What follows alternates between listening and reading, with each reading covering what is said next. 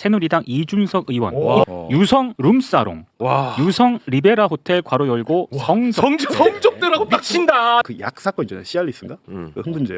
이거 하나를 웨이터한테 비서한테 지시를 해요. 웨이터한테 미리 줘. 아니 이준석은 나이가 어리지 않나? 이준석이 김성진의 사기 행각에 얼굴 마담을 해준 거예요. 윤리적으로 매우 큰 잘못입니다. 그러니까 진짜 이준석은 더럽고 교활하고 비겁합니다. 그리고 뭐 아마도 뭐 이재명 대표를 악마하게 해서 뭐 저 얘기 했겠죠. 가세현마저도 분리해서 했던 이야기를 이게 펜코에서 뒤섞이다가 이재명 후보와 관련된 관련자들 중에 이준석이 했던 저 발언을 한 사람은 단 한 명도 없습니다. 요거는 중요한 팩트거든요. 네네. 아 기분이 지금 많이 안 좋은 상황입니다. 저의 또 그 코토파크가 터졌어요. 아 그래요 비염. 아 이걸 알아냈어. 뭘요? 여기 이준석 알레르기구나. 아, 어떨 때는 코토파크 터지고 어떨 때는 또 괜찮아. 근데 도대체 이게 뭐 때문에 그런 건지 몰랐어요. 네. 이준석이야. 어제 밤부터 그랬어. 아하 토론 보면서부터 훌쩍훌쩍. 와 뚜껑이 너무 날아갔는데 거기서부터 코토파크 딱 터지는 거야. 오늘 아침까지 지금 계속해서 코토파크 터진 상황입니다. 그렇죠. 이준석 오늘 제가 결론적으로 말씀드리면 껍질 다 벗겨집니다. 팩트로 어떻게 할 수 있어요? 팩트로 조집니다. 됐다. 아, 뭐 내가 조진 건 아니고 봉지욱이가 네. 껍질을 벗겼는데 이걸 안 다뤄요 언론에서. 엄청 크던데. 이게 아주 그 기가 막힌 보도가 터졌거든요. 네. 그거 일단 잠시 후에 제 껍질 벗깁니다. 네. 어제 그 토론 뭐 역대 최악이었다 언론에서 자꾸 이야기를 하는데 아니 누구 때문에 최악인지를 얘기를 안 해. 그냥 두루뭉술하게 역대 최악의 토론이었다. 뭐 정책이 실종됐다 이렇게 갑니다. 아니 가해자를 얘기해야지. 그렇죠. 이준석이 우두머리고 그렇죠. 김문수가 중요 임무 종사자였습니다. 이걸 정확하게 얘기를 해줘야 됩니다. 좋다. 이준석은 우리 사회에 끼친 해악이 진짜 너무 커. 맞습니다. 이번 선거를 통해서 무조건 박멸시켜야 됩니다. 이준석 얘기를 좀 한번 해볼까 하는데요. 이준석 얘기하니까 왜 이렇게 파리가 날아다니냐. 그러니까 날파리가 지금 계속. 이 똥 얘기를 하니까 파리가 날아다니네. 아무리 이준석을 싫어하는 사람이라도 이준석의 성접대 의혹과 관련해서는 사실이 아니라고 생각하는 사람이 아무리 싫어해도.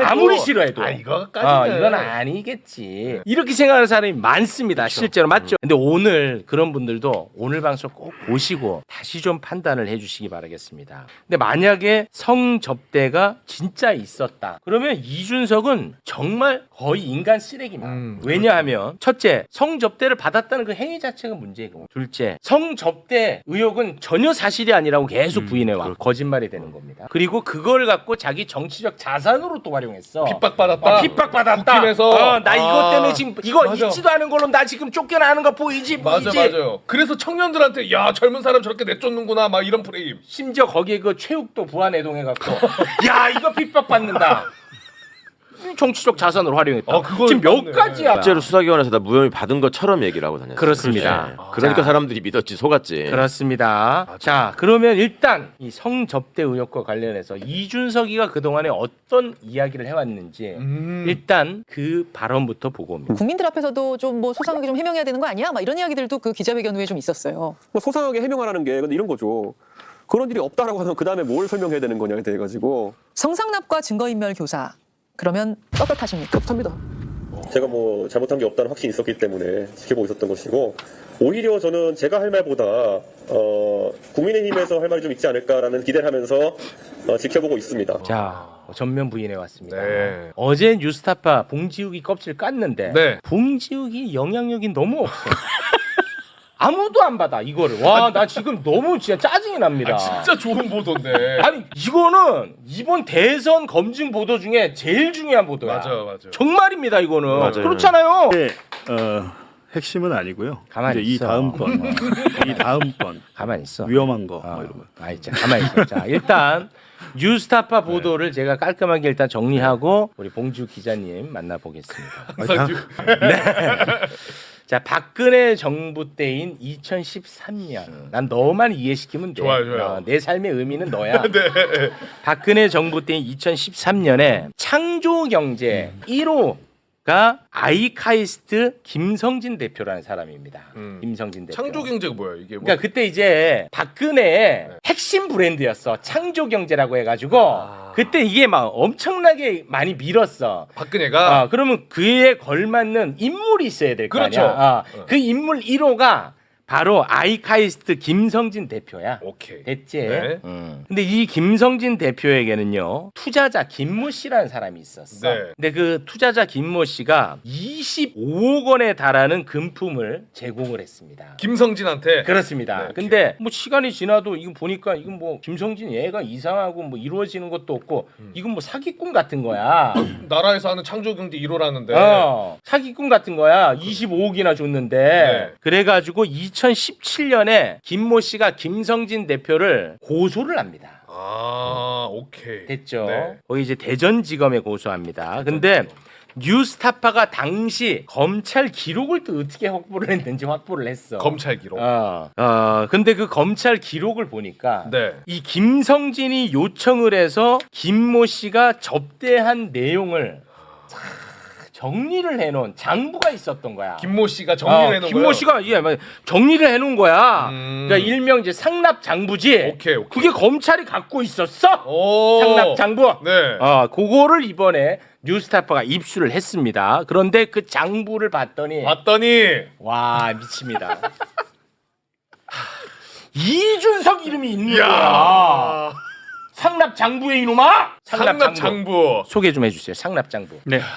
와, 자, 저기 보시면은 미친다, 미쳐. 2013년 8월 15일 금요일이라고 되어 있죠. 숙소 및 접대 요청 바로 열고 새누리당 이준석 의원. 오. 이때는 의원이 아니었어요. 최고위원인가? 그렇죠. 근데 이제 의원이라고 정확하게 아마 모르겠네. 그런 이제 좀 대접을 해준 것 같고 네. 여기 보면은 130만 원 이렇게 적혀 있고 어. 유성 룸사롱, 와. 유성 리베라 호텔 괄호 열고 성접. 성접대라고 딱 미친다. 성접대. 야 이거 허은하 대표 카톡으로 보내드려. 미친다 이거. 허은하 대표한테 보내드려. 네. 자 그리고 그 밑에 보면은 2013년 8월 18일 일요일 이건 또 400만 원으로 되어 있죠. 의전 및 접대 요청 그다음에 또 성접대 요청이 다른 사람 이름이 걸려 있고요. 8월 22일 목요일에 선물 요청해가지고 배움을 나누는 사람들 이준석 대표용이라고 되어 있습니다. 이준석. 대표용. 근데 여기 보면은 화장품 세트 해가지고 이게 지금 900만 원 정도의 와. 금액이거든요. 그러니까 이준석의 이름이 이 장부에 정확하게 2번 기록이 되어 있습니다. 있죠. 네. 자, 그런데 우리는 이제 성접대 조금 주목하겠습니다. 네. 자, 이 성접대라고 적혀 있는 이 8월 15일에 그럼 이준석이는 대전에 내려갔을까? 저희 그런데 뉴스타파가 확인을 했는지 네. 대전에 내려갔다고 뉴스타파가 보도를 했어요. 요것만 일단 중간에 잠깐 한번 끌어가겠습니다. 네. 네. 이때 이준석이가 대전에 내려갔다라고 확정해서 말할 수 있나요? 그러니까 그거를 후속 보도를 하려고 하는데요. 저 김성진 아이카이스트 김성진 이제 징역 9년 받고 지금 수감 중인데 저분의 휴대전화가 있어요. 근데 본인이 이거를 누구한테 뺏겨요. 투자자한테. 왜냐면 막 사기치고 다니다가 막 서로 그냥 이전 투구가 막 일어나니까 김성진의 휴대전화가 다른 사람 손에 가는데 그 휴대전화를 제가 포렌식했습니다. 이 사람은 습관적으로 포렌식이야. 그냥 뭐만 보이면 포렌식부터 하니까. 포렌식을 해서 어떻게 구해 그거를? 김성진이 2013, 14, 15년에 휴대전화에 문자 메시지, 통화 내역, 연락처 리스트, 연락처가 한 6천 개 있더라고요. 근데 그러니까 거기서 이제 이준석과의 대화가 나올 거 아닙니까? 주로 카카오톡이랑 텔레그램을 했지만 만남이나 이런 것들은 문자로 보니까 뭐 그냥 뭐 이준석 온다고 하면 외제차 바로 대전역으로 보내고 와. 데려다 주고 뭐 이런 식으로 했어요. 야 미친다. 그리고 소위 말하는 그 약 사건 있잖아요. 시알리스인가? 그 흥분제 뭐 그런 게 있다면서요. 우리가 이제 말로 왜냐면 이건 김성진의 진술만 있잖아요. 근데 김성진이 수사기관에서 진술했는데 증거가 없잖아요. 그 문자에 나옵니다. 뭐라고? 시알리스 준비하라고. 이준석 이거 하나를 웨이터한테 비서한테 지시를 해요. 네, 웨이터한테 미리 줘. 룸사롱 웨이터한테. 아니 이준석은 나이가 어리지 않나? 이때는 그러니까 20대였어. 그러니까 예를 들면 그런 것들입니다. 이게 여태까지 이 사건이 약간 본인은 무혐의라고 하지만 무혐의 나온 적 없고요. 공소권 없음, 공소시효 지나서 성매매로 수사를 하다 보니까 공소시효 5년이니까 2013년 일이니까 18년에 끝난 거예요. 성매매는 5년이에요. 그리고 알선 수재도 있었는데 알선 수재 공소시효 7년이니까 이미 다 공소시효 끝나서 수사해봐야 이거 뭐 안 돼, 공소 안 돼. 그래가지고 경찰이 무혐의로 끝낸 게 아니고 공소권 없음으로 사건을 검찰로 불송치 안 보낸 겁니다. 그리고 끝난 거예요. 2022년 9월에. 2022년 9월이에요. 그렇죠. 아 그래. 근데 이거를 이 사람은 어제 보니까 본인의 페이스북에 허위 사실을 공표를 했더구만요. 경찰이 다 수사해서 무혐의로 끝났다고. 아닙니다. 그거 아니고 어찌됐든 2013년 8월 15일 그리고 7월 11일 두 차례 지금 성매매 성접대를 받았다는 걸로 지목이 됐는데 7월 11일에 이준석이 내려간 것도 확인이 됩니다. 와. 그리고 13년? 2014년 1월 9일, 1월 11일 등등 제가 지금 그거 보면서 그거 정리하고 있어요. 아 그거 정리하시고. 저희 사람이 없잖아요. 저 혼자 그걸 다 하고 있습니다. 네. 뭐 이렇게 직원이 많으면 뭐 여럿이서 하겠는데. 오케이 알겠고요. 자 근데 그 뉴스타파 보도를 보면은 이 장부의 신뢰도를 위해서 이 장부에 쓰여진 것과 현실에 일어난 일이 맞아야 이게 신뢰가 올라갈 거 아니야. 그렇죠. 그 근거로 제시한 게 하나가 있어. 네. 자, 그 투자 내역 그 이명박 이름 있는 거 좀 올려주시겠습니까? 자, 여기 그 2013년 부분만 좀 짚어주세요. 2013년 10월 7일경 이명박 전 대통령에 대한 선물 명목으로 네. 황금 순금 50돈으로 된 황금 두꺼비 전달. 네, 이렇게 돼 있잖아. 1,100만 원이네. 장부에 이렇게 적혀 있잖아. 네. 그런데 실제로 이명박에게 순금 50돈짜리 황금 두꺼비를 선물을 하고 네. 이명박이 만족해 했다는 글을 김성진이 투자자 김모 씨에게 보냅니다. 그 문자를 보내 실제로. 김성진이 자, 문자 공개합니다. 자, 저 문자를 보시면 대통령께서 저 MB를 얘기하는 겁니다. 방금 두꺼비 선물을 대만족하셨습니다. 저 MB 사진이잖아. 예. 자, 계신 아지트에 이미 금으로 된 장식구가 많았는데 모두 도금으로 이 황금 두꺼비는 처음이신 듯 무척 기뻐하셨고 앞으로 동남아시아 사업권을 비롯해 친서 자필로 각국 대통령들에게 저희 회사와 저를 추천해 주신다는 확약까지 하셨습니다. 그러니까 MB가 두꺼비를 받고 네. 마 그동안에 내 도금만 받았는데 마 이 순금은 진짜 처음 받아본다 마. 와 입맛 진짜 백이네 마. 혀. 마, 내 도금만 받았다가는 마 이번에 진짜 백이네. 이 입맛 이거 진짜 백이네 이거 마. 내가 다 전화해줄게. 와 그리고 이건 인증샷을 그때 찍은 거야? 찍은 거야. 그래서 보낸 거야 이놈아 자식아. 아 대박이다. 그러니까 이거. 이 얘기를 왜 하냐? 지금 MB가 중요한 게 아니고 저 장부가 신뢰도가 높다라는 거야. 그렇죠. 그게 핵심이야. 근데 저 신뢰도가 높은 저 장부에 이준석 성접대라고 써 있다 이거야. 룸사롱. 이거 허은하 대표한테 보내라니까. 야. 와, 자 그리고 이준석이 이 접대를 받고 고마움의 표시로 이준석이 접대를 받고 고마움의 표시로 이준석이 박근혜 대통령 시계를 네. 김성진에게 선물을 했다라고 김성진 대표의 회사의 직원이 제보를 합니다. 누구한테 하냐? 봉지욱한테. 아 진짜요? 그래서 그 봉지욱이 2022년에 그 제보자를 만나가지고 받았다는 시계를 찍습니다. 아 이겁니까? 네.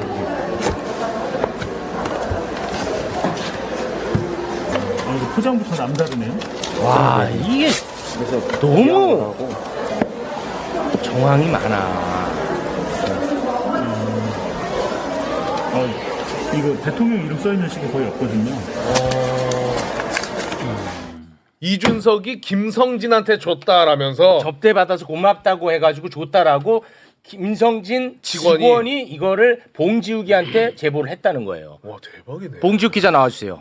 그러니까 김성진의 진술만 있었던 거잖아요. 근데 그 진술이 사실이라는 증거죠. 저기 물증이죠. 왜냐면 저분은 직원인데 이준석이 와서 줬다고 또 얘기를 하더라고요. 왜냐면 지금 같이 있었기 때문에 남녀 한 세트씩 줬다. 근데 저때 당시에 이준석이 뭐라 그랬냐면 저게 2023년 8월 15일에 저 시계가 풀렸는데 내가 어떻게 8월 15일에 주냐. 그때 그랬었나? 근데 그때 당시에 뭐 2013년 8월 15일이면 박관천 행정관도 거기 있고 그랬잖아요. 청와대. 아니 우리 다 받아서 줬는데?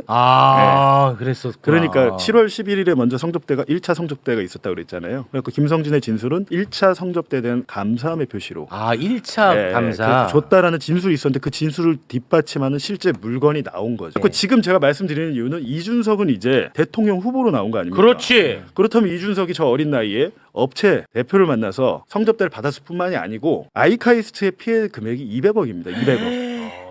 그리고 지금 이 장부를 작성했다는 김모 씨. 네. 지난해 11월에 극단적 선택을 했어요. 그래요? 돌아가셨어요? 돌아가셨어요. 지금 전화번호도 없습니다. 그러니까 아유. 저랑 통화도 몇 번 하고 그 그랬는데 25억 투자한 김모 네. 씨. 그랬어? 왜 극단적 선택을 했을까요? 단순 투자자가 아니고 이분이 대전에서 제일 큰 클럽을 하던 분이었어요. 클럽을 하는데 이 아이카이스트에 와서 보니까 얘 말이 진짜네. 이준석 오지, 대통령 내려오지, 뭐 쟁쟁한 사람들 서울에 와서, 왜냐하면 모든 룸이나 이런 술시중, 차량 대기 이런 것들 아유. 이분들이 다 한 거예요, 자기 돈으로.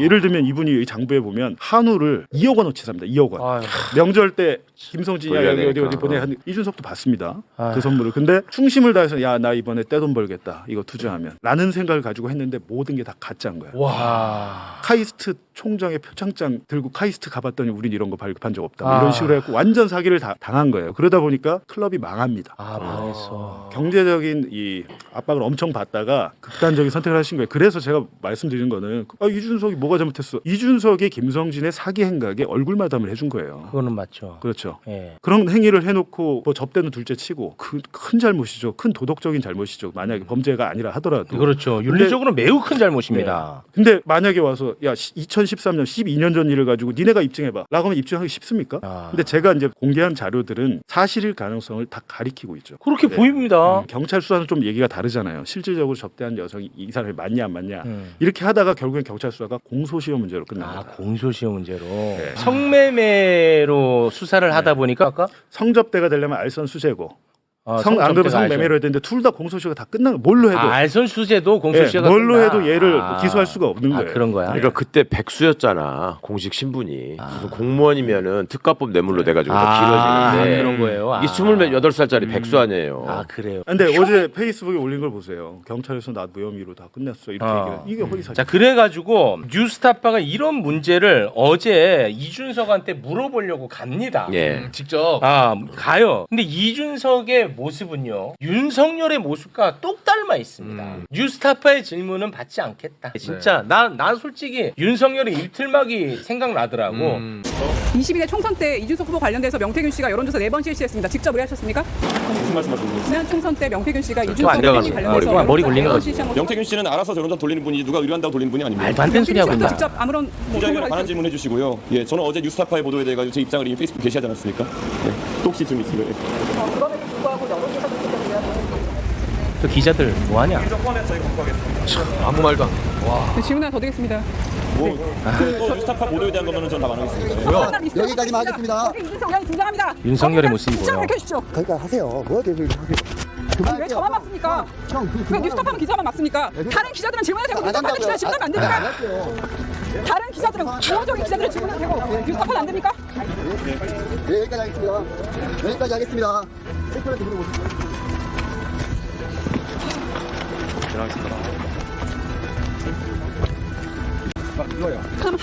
과천 같은데. 아니 그만하시라고요. 그거 한 건데 왜 그렇게 하세요? 왜 저희만 안 됩니까? 다 막았잖아요. 다른 기자는 질문하지 않았습니까? 다 했잖아요 뒤에서. 한 기자는 따라붙어 얘기하죠. 무슨 소리라뇨? 보좌관이죠. 나 진짜 너무 슬프더라 저 장면. 그러니까 일단 어떤 그 단독 기사가 굉장히 중요한 게 나왔을 때 거기 바이라인에 봉지욱, 장인수, 이명수 이런 이름이 보이면 절대 안 쓰는 걸로 동맹을 맺은 것 같아 얘들이. 그 정도면. 기자들도? 기자들끼리. 그렇지 않으면 이제 있을 수 없는 일이고. 와. 3월 달에 그 소위 말하는 명태균 PC가 저희 손에 오잖아요. 포렌식 했잖아. 포렌식을 해서 이준석과 명태균의 카카오톡을 저희가 계속 공개했고 이준석이 뭐 당대표 때뿐만 아니라 22대 총선 직전에도 계속 여론조사 공짜로 받고 누가 대납했고 이런 것들을 쭉 밝히는데 네. 한 달 반 됐더라고요. 한 달 반 동안. 그러니까 제가 저희 팀원들한테 팩스고 뭐고 다 보내고 의원실 찾아가라고 그래요. 반론을 받아라.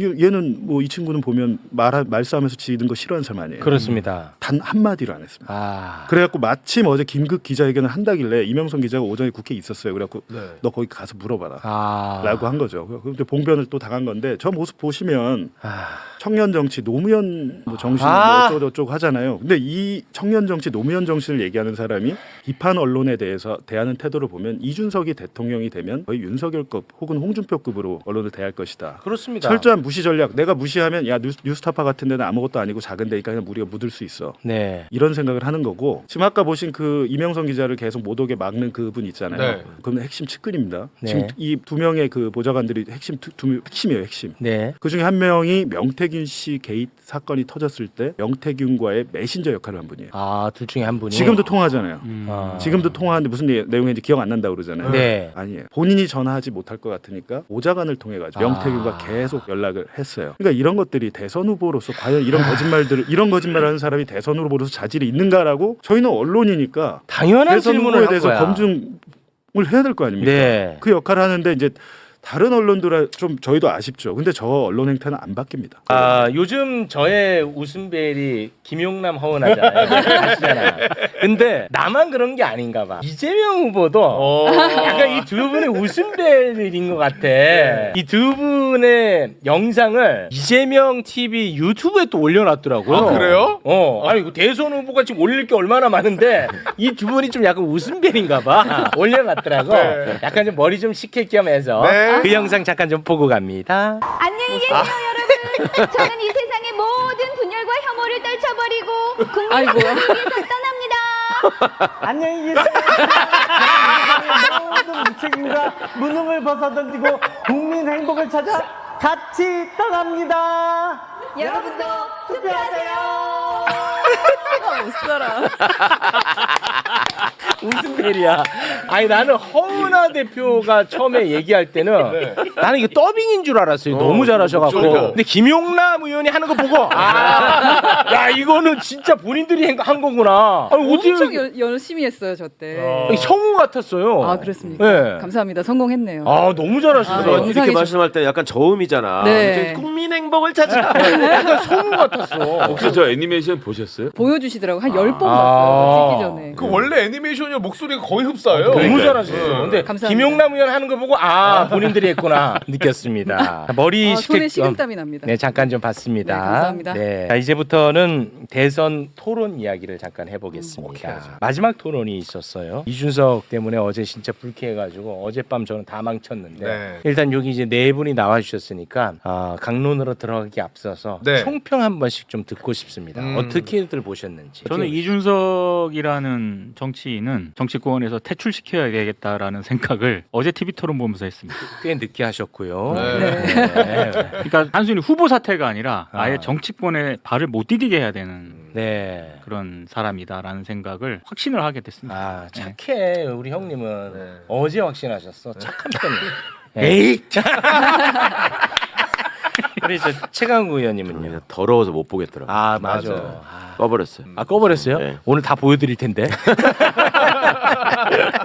제일 궁금한 것은 저는 허은하 대표님의 총평입니다. 네. 뭐 이준석이 이준석 했다라고 생각하고 저는 이준석이 더 이상 정치하면 안 된다라는 마음으로 다녔던 사람이기 때문에 한 분이 지금 벌써 변하신 거잖아요. 사실 허은하 같은 사람이 한 10명 있으면 이준석 후보가 더 이상 정치 못할 것 같다라는 생각을 했는데 이번에 보니까 어제 일로 대한민국의 거의 국민 반 이상이 다 허은하가 되셨더라고요. 그래서 정치 못하지 않을까 하는 생각을 좀 해봅니다. 근데 어제 같은 저런 증세가 네. 쭉 보셨던 증세가 하나 발현된 거예요? 아니면 또 특이한 짓을 또 하나 더 증세를 만든 거예요? 되게 익숙한 장면이고 아, 그래요? 네, 한 그래요? 50-60% 정도 봤다고 생각하시면 됩니다. 저거는 50%에 네, 불과하다. 제가 한 6개월, 7개월 겪었을 때는 더 있어요. 어떡하냐.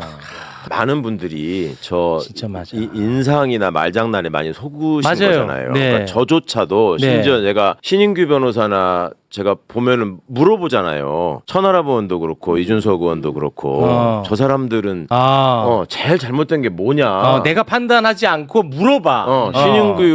신인규 변호사가 한때 그거에 끌려가지고 가서 정치를 거기서 하려고 했던 사람이 그렇지. 왜 치를 떨고 나와서 지금 저렇게 공격하는 거냐. 개인적으로 무슨 저기가 있냐. 네. 그러면은 그 이준석과 같이 정치를 해본 사람들의 한결같다 하나 같은 얘기가 앞과 뒤가 저렇게 완전히 다를 수가 없다라는 얘기를 많이 하더라고요. 근데 제가 아까 이제 있는 증세의 발현이냐라고 여쭤봤던 거는 저거는 뭐 앞뒤가 다른 모습 자체를 떠나서 아예 그냥 허위 사실을 어디서 보고 와가지고 이제 그걸로 지 나름대로 무기라고 생각하고 한 거잖아요. 그렇죠. 네. 그러니까 이게 그동안에 저한테 이준석한테만 학을 띄웠던 분들이 말씀하시던 거하고는 또 다른 차원의 거가 아닌가 했는데 네. 방금 허 대표님이 저거 60%밖에 안 보인 거다라고 하니까 아, 그래서 쟤는 아이템이 몇 개인가 도대체. 아니, 일단 오늘 갈 길이 멀기 때문에 빨리 네. 진도를 내겠습니다. 악마와 일단 그 고교생 얘기한 부분 그거 좀 보고 오겠습니다. 네. 올해 4월에 고등학교에서 이제 폭력 사건이 발생했는데요.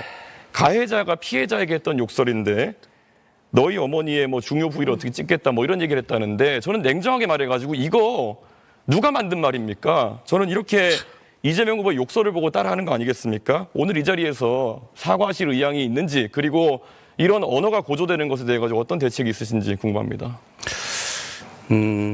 일단은 저의 부족함에 대해서는 그간에 수차 사과 말씀을 드렸고 뭐 다시 사과드리겠습니다. 그리고 그 말은 제가 한 말이 아니고 우리 형님이 어머니한테 한 말인데 그런 소리 하는 걸 왜 안 말랐느냐라고 제가 좀 과하게 표현한 것이었다는 설명을 좀 드립니다. 네, 사람들은요 이준석이 갈라치기 하고 혐오 조장해서 우리 사회가 극단화되고 혼탁해지고 있다라고 판단합니다. 사람들은. 그런데 이상한 사례 하나 들고 와갖고 이게 이재명 때문이라고 지금 저 따위 얘기를 하고 있는 거야. 와.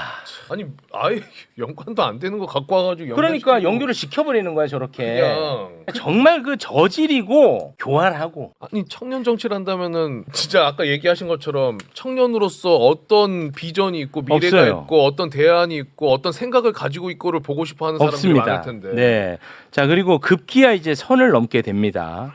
전 국민이 다 보는 지상파에서 그것도 대선 후보 토론에서 입에 담을 수 없는 말을 했습니다. 이준석은 진짜 인간 이해합니다. 제가 볼 땐 그렇게 느껴집니다. 왜냐하면 이게 그 실언이 아니라는 거야.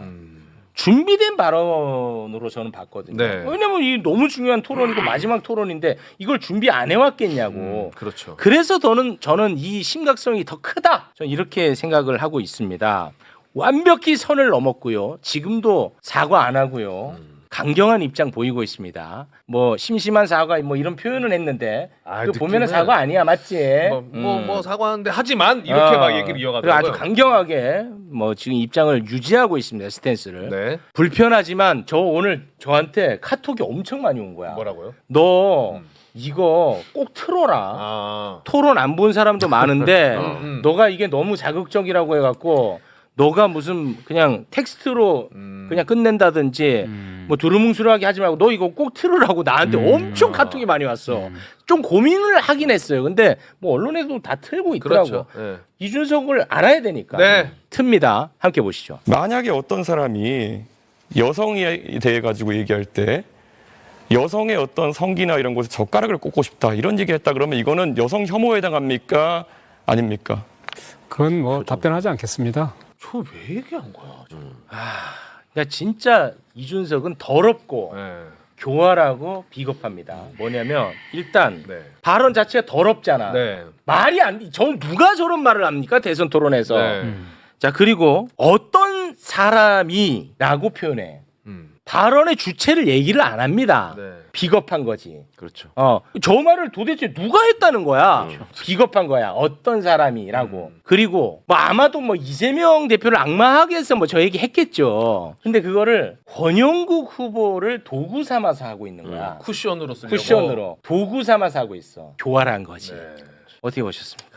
저는 저 대목의 충격을 가장 받았던 건 뭐냐면 저 발언을 공개적으로 문제 제기했던 최초의 집단은 가세현입니다. 그리고 잘 아시는 것처럼 이준석 후보에 대한 소위 말하는 성접대 의혹을 또 불거저게 했던 것도 가세현이거든요. 조금 전에 봉지욱 그 기자님 말씀드렸지만 검찰 수사 기록까지 막 했다는 거 아니에요. 그때는 그거 다 믿으면 안 된다면서요. 그랬는데 가세현이 내놓은 그 캡처 사진에 보면 여성 연예인의 그 사진을 놓고 그 밑에 댓글들을 날짜가 다른 댓글들을 섞어 넣은 게 있는데 그 댓글에 저 젓가락 얘기가 나오는 겁니다. 그럼에도 불구하고 가세현은 다른 건 줄 아니까 표현할 때 두 가지를 분리해서 썼거든요. 그런데 제가 지금 이준석 후보에게 정말 걱정되는 건 이 사람이 지금 펜코 월드에 gat혀 있다는 건데 제가 이런 얘기를 드린 이유는 5월 초에 제가 뭐 날짜까지 특정은 안 하겠습니다만 5월 초에 이와 관련돼서 저 방금 말씀드린 여성과 젓가락 이야기를 섞은 글이 펜코에서 베스트 글로 올라가요. 그렇게 시간이 지나고 나서 우리는 아무도 모르잖아요. 사실 이런 얘기 어떻게 알아요? 저도 그렇죠. 어젯밤에 이 일이 터지고 나서 여러 가지로 검색을 해보고 자료를 찾으면서 알게 된 건데 저 월드 안에 있는 사람들한테는 이 정도는 해도 되는 말인 거야. 그러니까 이 안에서 해도 되니까 공중파에 나가서 해도 되겠다라는 생각이 들은 건데 감수성이 굉장히 떨어져 그쵸? 있구나. 가세현마저도 분리해서 했던 이야기를 이게 팬코에서 뒤섞이다가 한 문장으로 엮어가지고 이런 말을 한 사람이 있는데 라고 하면서 이재명 후보의 가족까지를 싸잡아서 악마화시켰던 겁니다. 자, 이건 근데 있을 수가 없는 일이죠. 요거 팩트도 또 중요하니까 왜냐하면 그렇죠. 오늘 제가 이걸 다른 언론은 어떻게 다루나 논객들 어떻게 다루나 이렇게 봤어요. 제가 또 봤어요. 네. 근데 굉장히 좀 위험해질 수 있기 때문에 요건 제가 정확하게 갑니다. 네. 팩트도 중요하니까. 그럼요. 자, 결론만 여러분 아시면 됩니다. 이재명 후보 본인 플러스 이재명 후보와 관련된 관련자들 중에 이준석이 했던 저 발언을 한 사람은 단 한 명도 없습니다. 요거는 중요한 팩트거든요. 네, 네. 그런데 마치 그런 말을 했을 가능성은 있는 것처럼 얘기하는 사람들이 있어. 그렇죠. 그래요. 뭐 그런 사람들이 있어. 네. 그럼에도 불구하고 어떻게 저런 말을 토론회에서 하냐 이렇게 이제 비판을 하는데 네. 팩트가 중요합니다. 다시 한번 정리합니다. 이재명 후보 본인 포함 이재명 후보를 둘러싼 관계자들 중에 이준석이 했던 저 발언을 한 사람 단 한 명도 없습니다. 요거는 정확하죠? 맞습니다. 예, 요거 정확합니다. 요거는 꼭 알고 가셔야 됩니다. 네. 이준석 스타일이에요. 저도 그런 식으로 많이 당했고 네. 악마화했던 모든 사람들이 저런 식으로 당했어요. 그래서 지금 SBS의 모 기자도 지금 계속 블로그에 글을 쓰고 있거든요. 본인을 악마화했던 부분 그리고 반준석이 될 수밖에 없었던 사람들이 다 모였을 때 다 저 패턴으로 모두 다 악마화가 됩니다. 저 같은 경우도 뭐 비례달라고 울었다 3시간 동안 그거 다 싹 다 거짓말입니다. 그런데 사람들은 그렇게 말할 수 있지. 그런데 그 말을 왜 이준석이 해? 이렇게 가잖아요. 그렇지. 그러니까 결국은 제가 한 게 돼요. 그렇지. 네, 내가 이것도 그거를 또 그런 거예요. 예, 맞아요. 그러니까 아주 나빠요. 그렇습니다. 상당히 나쁜 악마와 스킬이 있습니다. 예. 그게 이준석이죠. 그래서 이준석은 지금도요 이 스탠스를 계속 밀고 가고 있거든요. 그러면서 화자를 얘기 안 합니다. 지금도. 그건 이제 법으로 걸리니까. 걸리니까 그건 이제 박살 나는 거니까 화자를 얘기 안 해요. 그것도 비겁하네. 그럼. 굉장히 비겁한 거야. 화자를 그래서 얘기 안 해요. 교활하다고 계속 그래 하는 거예요. 교활하다고 하는 거야. 지금도 이런 말을 누군가가 했다면 이거 검증해야 되는 거 아니야. 이 스탠스로 가고 있어. 화자를 얘기 안 합니다. 왜냐? 그렇게 말한 사람이 이재명 본인 포함 주변 사람 중에 한 명도 없습니다. 팩트가 그래서 중요하기 때문에 요 얘기를 한 거거든요. 아니 심지어 주변 사람 아닌 사람 중에도 저렇게 말한 게 없잖아요. 젓가락 얘기는 남자와 관련해서 얘기한 거지 여성을 연결해서 한 얘기가 아니란 말이에요. 자, 애초에. 그 부분은 네. 한겨레 신문의 보도 내용을 제가 그대로 읽어드릴게요. 이준석 후보가 남성 신체 부위를 여성 성기로 바꿔서 이미 온라인을 점령하고 있는 성폭력적 여성 혐오 표현을 고스란히 재현했다는 비판이 나온다. 이렇게 얘기를 하고 있기 그렇죠. 때문에 지금 말씀하신 것처럼 여성 성기가 등장하지도 않습니다. 그러니까 놀라운 일이죠. 내가 이 대목에서 저걸 저놈이라고 할 수밖에 없는데 저놈이 정말 나쁜 게 이렇게 지가 머릿속으로 지금 생각하는 건 뭐냐면 이렇게 하면 어차피 사람들이 코끼리라고 받아들여 코끼리를 계속 생각하게 된다. 맞습니다. 그러니까 결국 언론은 검증을 안 하는 게 습성화돼 있고 그렇습니다. 내가 또 가가지고 저야 사바사바 하면은 또 다 막을 수 있으니까 네. 사실관계 어찌 됐건 허은아는 울었을 거다라는 것만 남기면 되는 거야. 맞아. 그러니까 젓가락이 어떻게 됐을 거다라는 건 남기면 되는 거야. 그러면 그렇지. 그게 계속 얘기가 될 거고 사람들 듣기에는 자극적이니까 저 얘기는 안 사라질 거야. 그럼 나는 성공 이렇게 생각한 건데 지금도 그 생각하고 그 스탠스 가고 여전히 있다니까요. 그걸로 지금도. 지금 사과한 것처럼 장난을 치고 있는데 이게 세상을 너무 우습게 알았어요. 이거는 이제 얘는 젓가락으로 연결되는 사람은 이준석이밖에 없는 거예요. 이제. 맞죠. 네. 그러니까 이제 크게 잘못한 건데 전 진짜 개혁신당 당원들께 너무 죄송해요. 저 사실은 저거 보면서 정말로 의자 밑으로 숨고 싶더라고. 저 정도밖에 안 되는 사람이었나. 아무리 내가 실체를 보면서 진짜 정치 그만해야 되는 사람이라고는 했습니다만 제가 국민의힘에서 탈당하고 개혁신당 올 때 2만여 명의 그 당원이 늘었거든요. 저 믿고 이준석이라는 사람을 믿은 거잖아요. 여기서 다시 한번 죄송하다는 말씀을 근데 드립니다. 저런 짓거리가 네. 아까 5, 60%밖에 안 한 거다라고 말씀하신 거는 저한테 한 걸 보면은 이제 그렇지. 하나하나 까기 시작하면 더 하니까. 근데 우리 그러니까 다른 저 팩트를 나올 때, 조합해가지고 또 저 나올 때도 그런 얘기 있었어요. 저 선출된 당 대표였는데 맞아요. 암탉이 울면 집안이 망한다. 나 라는 진짜. 얘기부터 시작해서 사실 오신 분들이 제가 했던 말을 다 풀기 시작하면은 저것보다 더 심한 게 많습니다. 우리 근데 착한 누나 그런데도 꾹꾹 참았지. 참았지. 네. 우리 착한 누나 네. 개혁신당 당원들한테 미안하다 이런 말씀하셨는데 미안해할 필요 없는 게 지금 다 할당 중입니다. 네. 아, 그렇다고 네. 하더라고요. 맞아요. 네. 그러니까 이게 지금 어제 그 TV 토론 이후에 탈당 신청 게시글이 보도가 오늘 됐거든요. 근데 100개가 넘었답니다. 근데 지금 제가 봤을 때 더 있을 뭐 늘어나고 가능성이 있겠죠. 그래서 또 사전 투표 참관인 그 자기가 사람들. 신청한 사람들 네, 있지 않습니까? 네. 그거 이제 취소를 하겠다라는 요청 글까지 올라오고 있거든요. 네. 그러니까 지금 허은하 전 대표님 말씀하신 것처럼 토론에 너무 실망을 했다. 개혁신당 당원인 게 부끄러워졌다. 몸담고 있는 당이 부끄러우면 떠나는 게 맞다고 생각한다. 이런 글들을 쭉 이제 남기고 있는 거예요. 네. 자, 다시 한번 요거 또 자꾸 반복해서 죄송한데. 알아야 돼요. 지금 너무 죄송한데 반복해서 이재명 후보 관계자 중에 누군가가 이런 발언을 했을 가능성이 있지만 이 발언은 잘못됐다라고 하는 식의 논평들이 지금 많이 나오고 있습니다. 오늘도 많이 왔습니다. 이거 큰일 나는 논평이라는 거 제가 다시 한번 지적하고 강조합니다. 아니라니까. 이거 근데 굉장히 중요하다니까. 그 프레임을 만들기 위해서 이준석 후보가 오늘 뭐라고 사과를 했냐면 이게 또 중요합니다. 제가 이제 사과를 드린다. 그런데 토론에서 후보자와 후보자 가족을 검증한 것이 분명하다. 저 보라고. 선거 때마다 다양한 후보자 가족을 검증했다. 이재명 후보는 지난 선거에서 아들에 대한 검증이 상당히 이루어졌다. 그런데 그때도 이재명 후보가 해명 제대로 안 한 부분이 있다고 본다. 라고 해서 발언 어제 완전히 주어 없이 해놓고 오늘 가서 가족 검증을 붙여서 보도를 나가는 데 있어서 그 사람이 가족이구나를 떠오르게 하는 거죠. 자, 그럼 만약에 그렇게 한다. 이것도 준비한 수법이에요. 그러니까 네. 만약에 이렇게 해갖고 예를 들어서 민주당에서 너 이재명 가족이 그 말 안 했는데 너 왜 그런 말 했어 하면은 제가 언제 그런 말 한 적 있나요? 이렇게 가는 거라니까. 맞아, 제발저리세요? 뭐 이런 식으로 제발저리세요. 그렇지. 사과하는 척 하는 것까지 지금 염두에 두고 저게 한 짓이라니까. 미치겠네 진짜. 나쁜 이거 놈이야, 세상에 저거. 빨리 알려야 되는데 미치겠네. 이거 이게- 어떻게 해야 되지? 계속 내가- 알려야죠. 내가 힘이 없으니까 여러분도 조금 요거 부분은 좀 귀찮더라도 좀 주변에 많이 알려주시기 맞아요. 바라겠습니다. 근데 지금 뭐 이준석의 이 여성 혐오적 발언 때문에 지금 뭐 시민단체에서 막 고발한다고 하고 이준석은 또 뭐 맞고소한다고 뭐 난리죠. 맞고소한다고 했다가 워낙에 비판 여론이 많으니까 이제 사과를 한 거예요. 그래서 이제 맞고소 그거는 좀 지켜봐야 될 것 같은데 시민단체들은 엄청나게 많습니다. 일단 후보 사퇴하라는 그런 요구를 했고요. 앞서서 우리 헌화 대표님 얘기 다 들었는데 제가 이준석 의원하고 상임위가 같아요. 국회 과학기술정보방송통신위원회 가방이. 근데 막 얘기도 되죠. 잘난 체를 너무 많이 해 이 친구가. 그리고 되게 불성실합니다. 그래요? 뭐 용어 같은 거 좀 쓰고 난 다음에 자기 질문 질의하고 나면 잘 아시잖아요, 최 의원님. 나가버려. 오지도 않아. 그래요? 질의하고? 질의하고 나가고 오지도 않고 요즘은 또 대선 후보라고 회의 열려도 오지도 않고. 그런데 제가 말씀드리고 싶은 거는 이제 저는 뭐 개인 의원 자격으로 저 이준석 같은 사람은 제명을 해야 됩니다. 그렇지. 국회직에서 대선 후보 사퇴는 물론이고 그렇지. 국회는 제명을 해야 돼요. 그렇죠. 근데 지금 이준석 그 3명 빼더라도 우리가 한 189석 정도 되지 않습니까? 190석. 왜냐하면은 이제 김상욱 의원 와가지고 190석 됐죠. 190석. 근데 국힘당에 아주 이준석을 싫어하는 친한계라는 사람들이 있어요. 그 사람들 숫자가 제가 친한계 의원은 아는데 한 18명에서 20명 사이라고 합니다. 그러면 10명만 오면은 저는 웃지 마세요. 진지하게 얘기하겠습니다. 저는 죄송합니다. 저런 사람은 국회 놔두면 안 됩니다. 맞습니다. 맞아요. 뭐 저게 청년입니까?